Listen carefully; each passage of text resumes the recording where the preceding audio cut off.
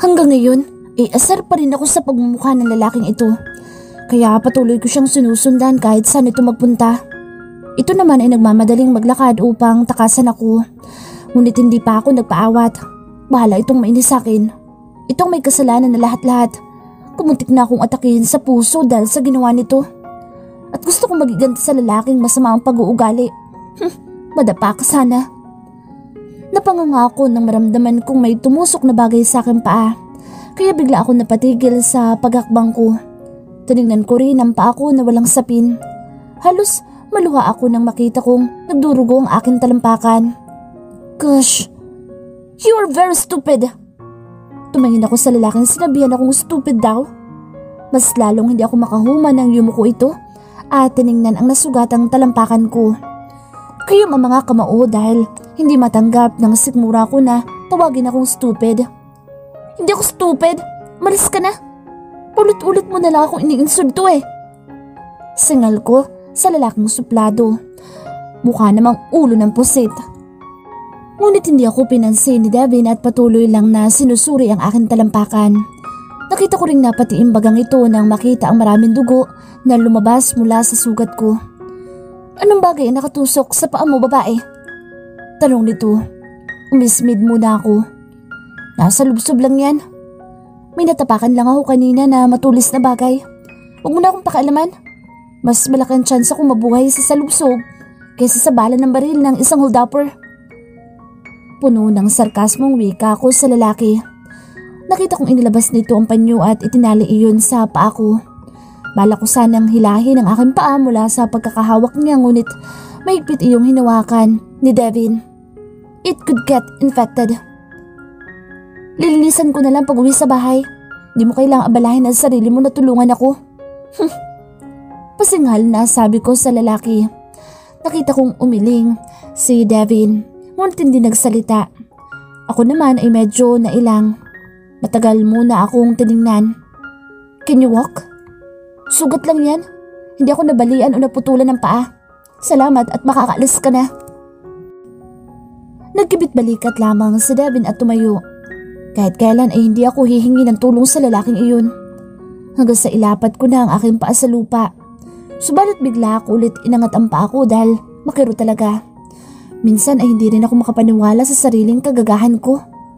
Napabuntong hininga muna ako hanggang sa subukan ko ulit na itapak ang aking paa at napangiwi ako sa naramdamang sakit. Mukhang may hirapan akong makalakad upang makarating sa bahay namin. Sana ay hindi ko na lamang hinabol ang supladong lalaki para awayin. Hindi na sana ako napahamak pa. Napahinga ako hanggang sa mapansin ko ang patpat kaya agad ko itong kinuha at siyang ginawa kong tungko dahil hirap na hirap ako maglakad. Makahapon na ako makarating sa bahay at siguradong nag-aalala na si inay sa akin. Isang buntong hininga ulit ang pinakawalan ko bago nagpatuloy sa paglalakad. Nagulat ako na mag-angat ng tingin. Nakita ko ang magaling na lalaking suplado na nakaupo sa isang nakatumbang puno na mangga. Akala ko ba'y umalis ka na? Nakataas ang kilay na tanong ko dito. I was waiting for you. I knew you wouldn't hold for long. The wound is too deep and it will soon be hurting like hell. Kahit iniisip mo na masama akong tao, hindi naman kita pwedeng pabayaang mag-isa rito na ganyan ang kalagayan mo, babae. Umismid ako sa sinabi nito. Masyadong mahangin ang dating nito sa akin, sa totoo lang. Hindi ako nakakaintindi ng Ingles. Pero pwede naman siguro magtagalog ka na lang. Tutal kaya mo naman. Pangiinis ko sa lalaki. Sa halip na patulan ng aking sinabi, ngumiti lamang ito sa akin. Bigla ko nakalimutan ang galit para sa lalaki at napalitan ng paghanga. Ay, hindi pala. Dapat mainis ako dito dahil sa ulupong na ito kaya nagkaroon ako ng sugat sa aking paa. Nagulat ako nang tumaliko dito sa akin at yumuko sa aking harapan. Come on, let me help you. Saglit na napamaang ako sa gagawin nitong pagtulong sa akin. Para sabihin ko sa'yo, ikaw pala ang nagsabi sa isang hold-upper na barilin ako. Mataray na sabi ko dito. What? Hanggang ngayon hindi ka pa rin nakakapag-move on? Asar na naman na tanong ni Devin. Yes, hindi pa. Lalo at dahil din sa'yo kaya nasugatan ako. Kumbaga, nakatatak na sa aking utak ang nangyari.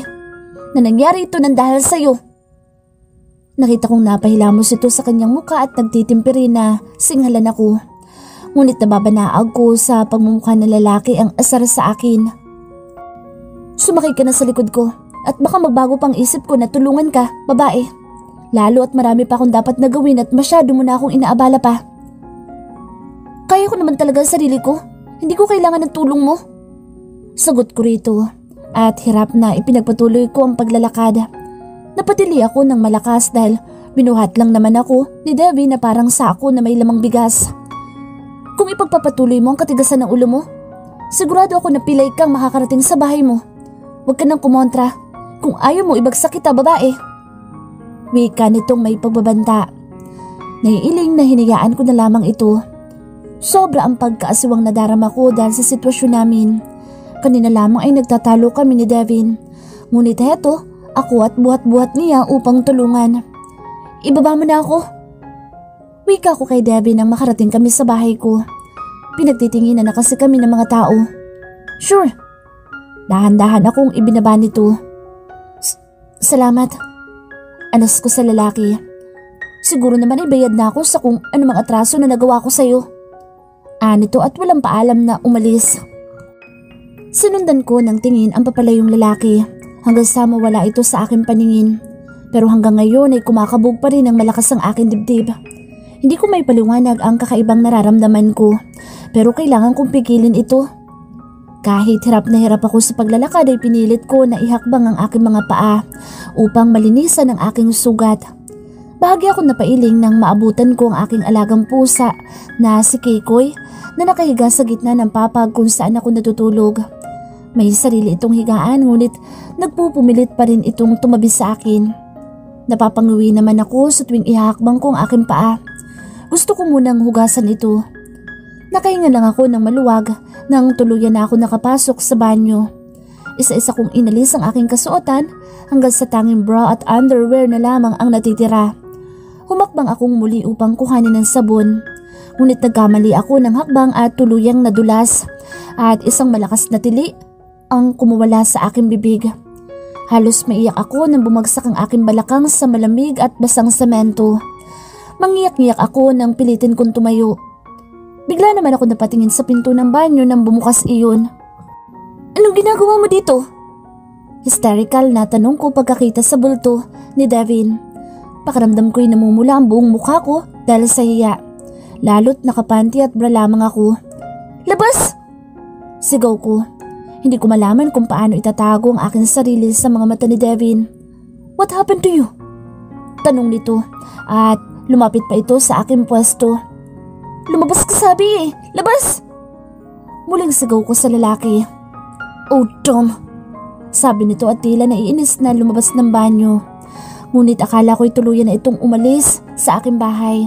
Pero nagkamali ako sapagkat muli na naman itong pumasok sa loob ng banyo at mayroon na itong dalang kumot. Here, use this. Iniiwas nito ang tingin sa akin. Huwag kang manilip. Of course not. Naiinis na sagot nito. Tumalikod ka kaya? Singhal ko sa lalaki. Sumunod naman siya sa aking sinabi. As if you have the body of a goddess. Nakita mo? Nakita mo ako? At tungal kong muli. Hindi. Mabilis na sagot ni Devin. Dapat lang na hindi mo makita dahil para lang ito sa magiging asawa ko. Huwag ka munang titingin, hindi pa ako tapos. Wala naman akong narinig na salita mula sa lalaki. Pwede mo ba akong tulungan? Hindi ko na talaga kayang maglakad. Pakiusap ko sa lalaki. No problem. Kahit nahihiya kay Devin ay kinapulan ko na ang aking muka. Kaya naman saktong paglapit niya sa akin ay agad kong pinikit ang mga mata ko. Maya-maya pa'y naramdaman kong binuhat ako ng lalaki. Agad niya akong dinala sa aking kwarto at maingat na ibinaba sa kama. Halos hawakan ko ng husto ang kumot na nakabalot sa buong katawan at baka mahulog na naman ito. Baka wala na akong mukhang maiharap sa lalaki kung sakaling makita nitong muli ang hubad kong katawan. Pwede ka nang lumabas. Kaya ko ng aking sarili. Pagtataboy ko sa lalaki at hindi ako tumingin dito. Hindi siya nagsalita. Matagal muna niya akong tinitigan at tila may binabasa sa aking mukha. Saan ba nakalagay ang mga damit mo, Selena? Tanong niya sa akin. Mabilis din itong tumayo para lumapit sa aking cabinet. Bigla namang nanlalaki ang mga mata ko na parang nakakita ng multo. Hoy, teka lang muna. Wala kang karapatan na pakialaman ng aking mga damit. Kahit hawakan ng gamit ko'y bawal din. Pagsigaw na sabi ko sa lalaki. Diyos ko po, nakakahiya naman. Baka makita nitong mga underwear ko na lumang-luma na. Tapos may undies din ako na wala na ring garter. Meron din akong panty na may butas sa gitna. Dahil pinaglalaruan ng alaga kong pusa na si Kikoy. Kaya nagkabutas-butas ito. Nakita kong balak na ditong buksan ang aking cabinet. Devin! Malakas na pagtawag ko sa lalaki. Bigla naman itong huminto sa balak na pagbukas ng cabinet ko. What? Salubong din ang kilay nito habang nakatutok sa akin. Pwede bang lumabas ka na? Kayang-kaya ko na ang aking sarili. Hindi na ako natutuwa sa'yo. Salamat na lang sa pagtulong mo sa akin. Naiinis na sabi ko sa lalaki. Kaya mo na ang iyong sarili? Hindi mo nga kaya maglakad, Selena? Hanggang sa muling binalingan nito ang cabinet ko at tuluyan na nitong binuksan. Parang gusto ko na lang mahimatay ng itaas ni Devin ang aking underwear na may butas-butas sa gitna. Hanggang sa biglang tumingin sa akin si Devin. May pagtataka rin sa mukha ng binata habang nakatingin sa akin. Ako naman ay sobrang pula ng mukha ko ng mga oras na iyon. Sinusuot mo pa ito, Selena? Tanong ng lalaki sa akin. Ang mas matindi pa'y talagang niladlan pa nito ang aking underwear na butas-butas sa gitna. Ilang beses tuloy ako napalunok. Alam ko sobrang pula din ang mukha ko ng mga oras na ito. Bahala na nga. Oo, sinusuot ko pa. Lalo na't mainit ang panahon ngayon. Para may hangin na pumasok sa loob. Sige na, umalis ka sa kwarto ko. Pagtataboy kong muli sa lalaki. Hindi nagsalita ang lalaki ngunit nakita kong patuloy pa rin ito sa pagkalkal sa aking cabinet. Hanggang sa makakuha na ito ng damit ko. Ngunit bigla akong nahampas ang aking noo dahil ang ibinigay talaga nito na panty sa akin ay yung may butas sa gitna. Agad naman itong inilagay sa aking kamay ang mga susuotin ko. Hanggang sa walang paalam na umalis ang lalaki. Parang nauupos na kandila naman ako kaya kahit hirap na hirap gumalaw ay pinilit kong maglagay ng damit sa aking katawan. Sinuot ko na muna ang panty na butas-butas. Lalo at hindi ako makatayo o makalakad. Nagpahinga muna ako kahit sandali. Ngunit hindi pa ako nakakatulog ay narinig ko na ang boses ng nanay ko. Selena, nasan ka ba? Hanggang sa bumukas ang pinto at nakita ko si inay. Hirap na hirap tuloy akong bumangon lalo at sobrang kirot pa rin ang aking paa. Inay, ikaw po pala. Anas ko agad. Ngunit mabilis kong kinuha ang pera na kita ko sa pagbebenta ng isda. Agad namang kinuha ng inay ko ito. Salamat dito, Selena. Sakto na ang aking pera kaya makakapunta na ako sa probinsya at makikita ko na rin ang kapatid ko. Teka, ano bang nangyari sa iyong bata ka? Bakit ang tamlay mo? Tanong ng inay ko. Sasagot na sana ako sa aking ina nang mapatingin ako sa pinto ng kwarto ko. Bukas kasi ang pintuan kaya nakita ko si Devin. Salubong ang kilay ko nang bumalik ito. Napalingon din si inay at kitang-kita ko ang pagkagulat ng nanay ko. Iho, anong ginagawa mo dito? Gulat na tanong ng inay ko. Tita Flor, gagamutin ko lang po ang sugat ni Selena. Pagbibigay alam nito sa nanay ko. Sugat? Teka, nasaan ba?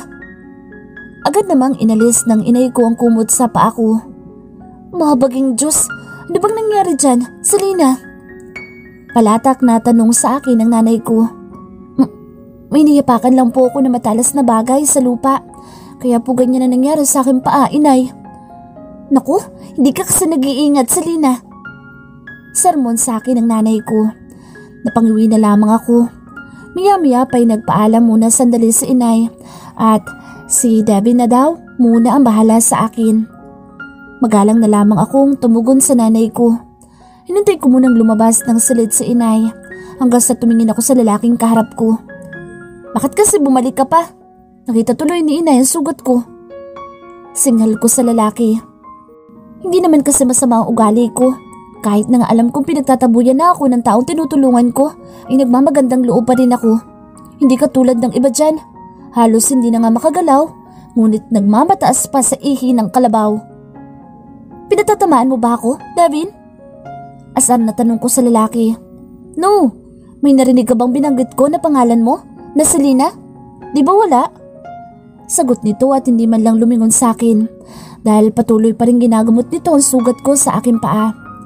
Nagtitimpi na kinuyom ko na lamang ang aking mga kamao. Ayaw ko nang patulan ng lalaking ito na daig pa ang isang babae kung makadakdak. Panay lang ang irap ko dito habang panay kagat sa ibabang labi ko. Siguro kung nakamamatay lang ang irap mo, Selena, baka kanina pa ako bumulugta dito. Muling atake ni Devin sa akin. Kunwari, bingi ako. Banat ko rin sa lalaki. Wala naman akong narinig na sagot ni Devin hanggang sa umalis ito sa aking harap na walang kahit isang salita. Marahas na lamang akong napahiga muli. Hanggang sa hindi ko na malayang nakatulog na ako ng sobrang haba, kaya ang labas ay kinabukasan na ako nagising. Selena, gising ka na ba? Mga katok at pagtawag sa akin ni inay mula sa labas ng pinto. Opo, inay. Sagot ko. Bumangon na rin ako sa higaan. Napansin ko rin hindi na masyado masakit ang sugat ko sa aking paa. Kaya kahit papaano ay nakakahakbang na ako ng maayos. Pagbukas ko ng pinto ng kwarto ay nakita ko kaagad si inay. Bihis na bihis ito. Inay, ngayong araw na ang alis ko, Selena, papunta sa probinsya namin. Palagi mong isasara ang pinto ng bahay natin lalo na sa gabi. Nag-iisa ka pa naman dito. Tuloy-tuloy na litanya ng nanay ko. Huwag niyo akong alalahanin, inay. Kayang-kaya ko po ang aking sarili. Ang haba-haba kaya ng itak natin dito. Ewan ko lang kung mabuhay pa sila oras na tagpasin ko ang daig nila. Pagmamayabang ko pa. Basta't mag-iingat ka pa rin, Selena. Lalo't babae ka. Siya sige at ako'y paparoon na sa aking patutunguhan. Mag-iingat ka po, inay. Kinuha ko rin ang kamay nito pagkatapos ay agad ako nagmano rito bilang paggalang sa aking mahal na ina. Maingat din akong humakbang upang ilok ang pinto ng bahay namin dahil balak ulit bumalik sa higaan ko. Ngunit nanlaki ang mga mata ko dahil tangay-tangay ni Kikoy ang aking bra. Kikoy, ano ba yung ginagawa mo? Pati ba naman bra ko ay balak mo pang nakawin? Yan ang nga lang matino kong bra. Pasigaw na sabi ko sa alagang pusa ko. Subalit hindi ako nito pinansin at tumalo na ito sa bintana ng bahay namin. Inis na inis tuloy ako na sinundan ko ang alaga kong pusa. Kikoy, nasan ka na ba? Ibalik mo na nga sa akin ang bra ko. Muli kong sigaw. Kahit pa ika-ika na maglakad ay pinilit kong humakbang upang hanapin si Kikoy na may daladala ng bra ko. Hanggang sa mamataan ko si Kikoy. Nakatungtong ito sa ibabaw ng pader at pagkatapos ay tumalon papunta sa kabilang bahay. Yun lang naman ang bahay ni Devin. Naku, Kikoy, gagawin na talaga kitang siopaw. Inis na muli akong humakbang para sundan si Kikoy. Umikot pa ako sa kabilang bakod at sumuot sa alambre. Hindi naman kasi ako makaakyat sa mataas na pader. Tapos ganito pang aking paa at hirap akong ihakbang. Hindi tuloy maipinta ang mukha ko na makasuot ako sa alambre. Maingat ang mga hakbang ko papalapit sa bahay ni Devin. Sana lang hindi ako makita ng lalaki. Para tuloy ako magnanakaw ng mga oras na ito. Ngunit kailangan ko makita ang alaga kong pusa, lalo at daladala nito ang aking bra. Saka hindi ko pwedeng pabayaan ang aking bra. Hindi na nga ako makabili ng bagong bra at panty. Sobrang pasaway naman kasi ni Kikoy. Kikoy, nasan ka na ba? Ibalik mo na kasi sa akin ang bra ko, please. Mawa ka na sa akin. May pagtawag ko sa akin pusang pasaway. Ngunit kahit anino nito ay wala talaga akong makita. Kaya naman muli akong humakbang, ngunit payuko-yuko ako lalo na't may madadaanan akong bintana.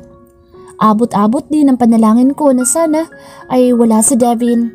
Ayokong makita o masalubong ito. Hanggang sa may maamoy ako nagsisika. Mukhang naglilinis ng buong paligid si Devin. Naku naman, paano na kaya ito? Baka kung sandali ni Kikoy ang aking bra.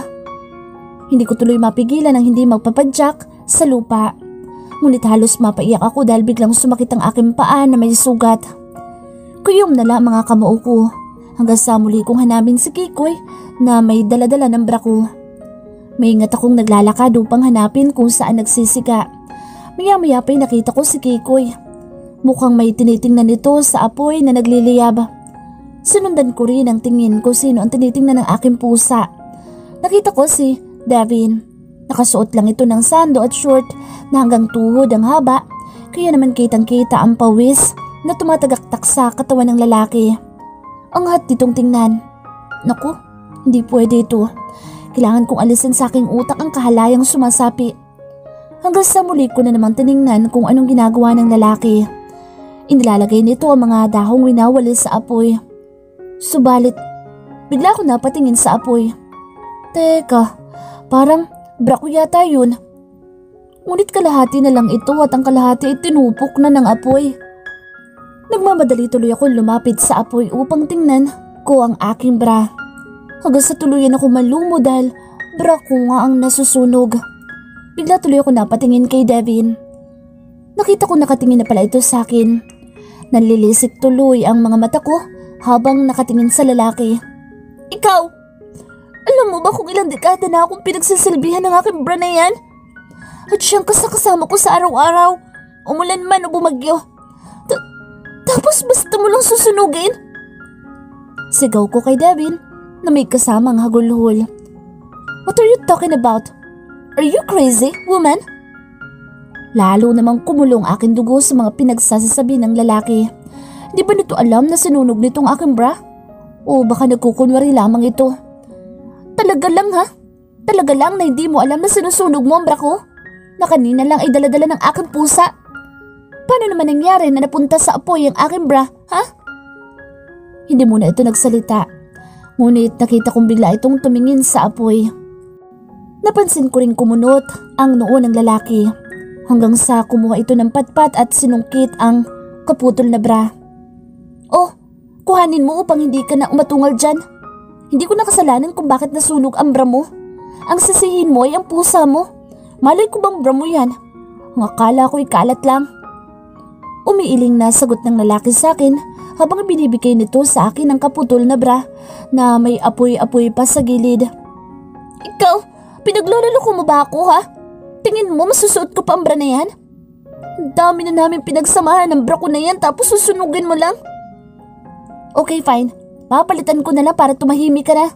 Ano, masaya ka na, Selena? Asar din ang sagot nito sa akin. Ano? Papalitan mo? Tingin mo ganun lang kadali yun? Alam mo bang mahirap bitawan ng isang bagay lalo na kapag napamahal na sa akin? Sakit lang na basta mo na lang sinunog ang aking bra. Ilang dekada ko nang kasama yan.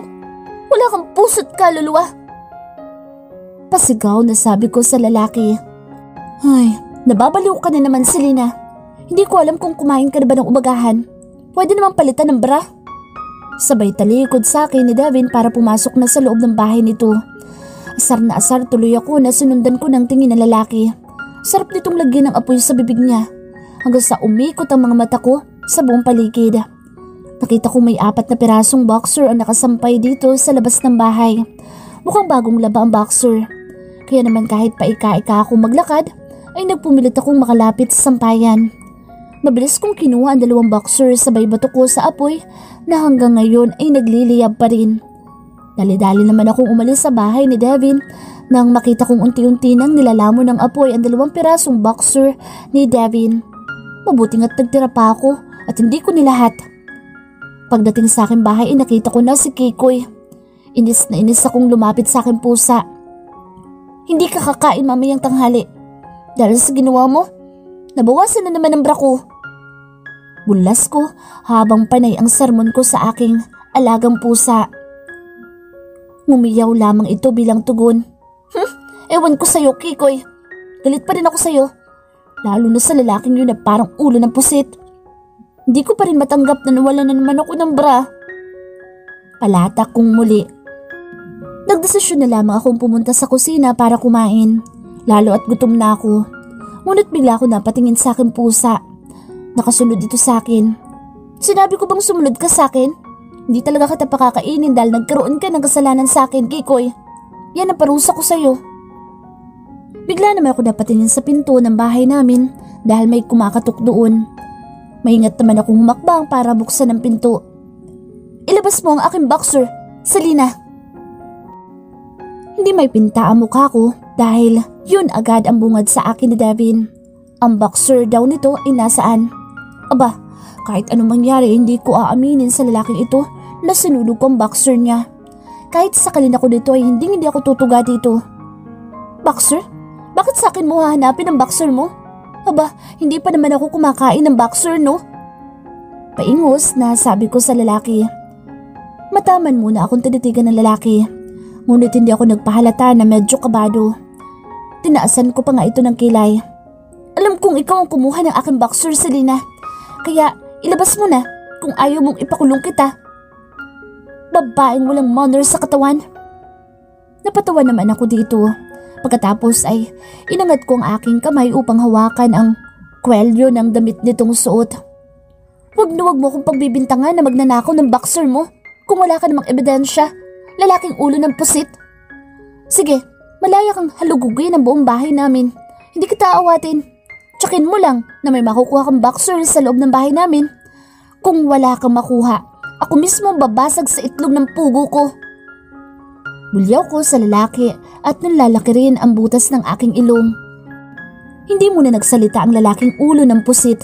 Subalit dahan-dahan niyang inilapit ang mukha niya sa akin. Itlog ng pugo?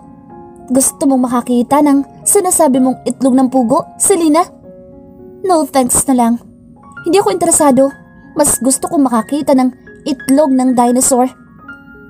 Hindi nagsalita si Devin. Ngunit nakita ko ang galit nito ngunit naroroon pa rin ang pagtitimpi. Titiyakin kong magbabayad ka dahil sa pagnanakaw mo ng boxer ko, Selena.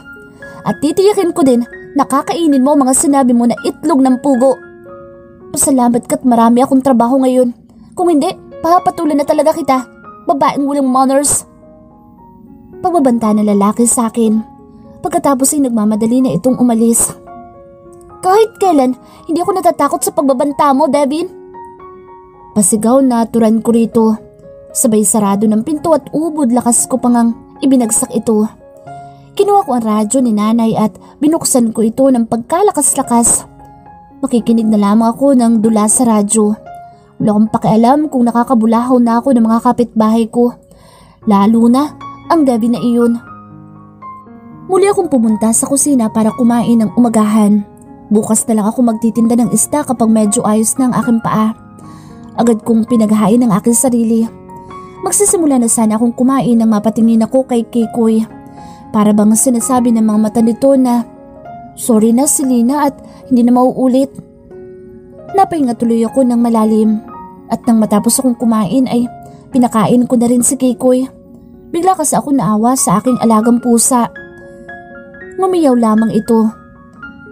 Kikoy, sana'y huwag mo nang uulitin pa ang pagkuha sa aking mga gamit ha. Tingnan mo tuloy, nawalan ako ng bra.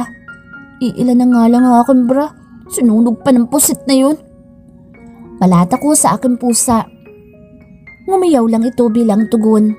Tila ba nakakaintindi ito sa aking mga pinagsasasabi. Hinimas-himas ko muna ito sa kanyang ulo bago ako umalis sa harap nito. Lumipat ako sa radyo na hanggang ngayon ay bukas pa rin at malakas ang tunog nito. Kinuha ko ito at dinala ko sa labas ng bahay namin. Ibinaba ko muna sa malapad na bato ang radyo pagkatapos ay mas lalo ko pang nilaksan. Kinuha ko rin ang walis tingting at nagsimula na akong magwalis ng buong bahay namin habang nakikinig sa dula sa radyo. Nakatuon lang ang tenga ko sa pakikinig sa radyo lalo at maganda ang dula. Isang babaeng iniwan ng nobyo nito tapos ang babae ay nagpakamatay. Ngunit hindi matahimik ang kaluluwa ng babae. Kaya panay ang paramdam nito sa dating ex-boyfriend. Kahit hanggang sa panaginip ay dinadalaw ito ng dating kasintahan. Nahinto tuloy ako sa pagwalis at tuluyan na talagang nakinig ng dula sa radyo. Subalit bigla ako napatingin sa gilid ko dahil may dumaang tao. Hanggang sa makita ko ang likod na malapad at ito'y papalapit sa radyo. Maya-maya pa'y tuluyan itong inalis ang sound ng radyo kaya hindi ko na narinig kung anong sasabihin ng babaeng namatay na at dinalaw nito sa panaginip ang dating nobyo. Tumingin naman ako sa taong epal. Walang iba kung hindi si Devin. Ano bang problema mo, Devin? Hindi mo ba nakikita na seryoso ako nakikinig sa dula sa radyo ha? Nakita kong napahilamos ito sa kanyang mukha. Pagkatapos ay seryosong tumingin sa akin. Wala namang problema kung makikinig ka ng dula dito sa radyo nyo. Ang problema, sobrang lakas ng sound at abot na abot doon sa bahay ko. Hindi ko tuloy matapos sa mga trabaho ko, Selena. Aba, kung gusto mo pala ng tahimik na lugar, doon ka pumunta sa bundok. Saka paano kang hindi makakapagtrabaho? Hindi ka naman ginugulo ng radyo ko. Maliban na lang kung nakikinig ka rin. Tuloy-tuloy na litanya ko sa lalaki. Hindi ito nagsalita, ngunit nakita kong humakbang ito at nilampasan lamang ako. Hoy, radyo yan ng nanay ko? Malakas na sigaw ko kay Devin. Ibabalik ko na lamang ito kapag dumating na ang inay mo. Babaeng walang manners. Balik sagot sa akin ng lalaki. Kuyom na kuyom tuloy ang mga kamao ko habang sinusundan ng tingin ng lalaki na ulo ng pusit. Kailan ba aalis ang lalaking ito dito sa lugar namin? Kung pwede ko lang sabihin kay Jessica na isa ko na nitong stepbrother nito at iuwi na kung saan man ito nagmula.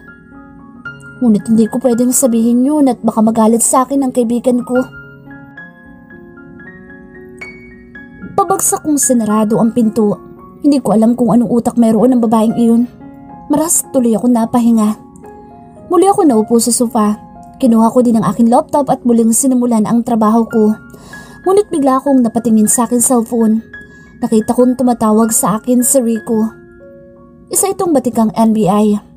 Sinagot ko na lang ang call ni Rico dahil kilala ko ito. Ito ang tipo ng tao na sobrang kulit. Bro, where are you? Tanong kaagad sa akin ni Rico. I'm here, in Barrio Barba. Do you need anything from me, Rico? Ibigay mo sa akin ang address mo dyan at pupuntahan kita ngayon din. Anas ng kaibigan ko. Mukhang alam ko na kung bakit ka pupunta dito, Rico. Malakas lamang tumawa ang lalaki. No choice, ako kung hindi ibigay na lamang sa lalaki ang address ng bahay ko. Agad din naman itong nagpaalam sa akin. Napabuntong hininga na lamang ako. Mariin ko ring hinilot ang noo ko.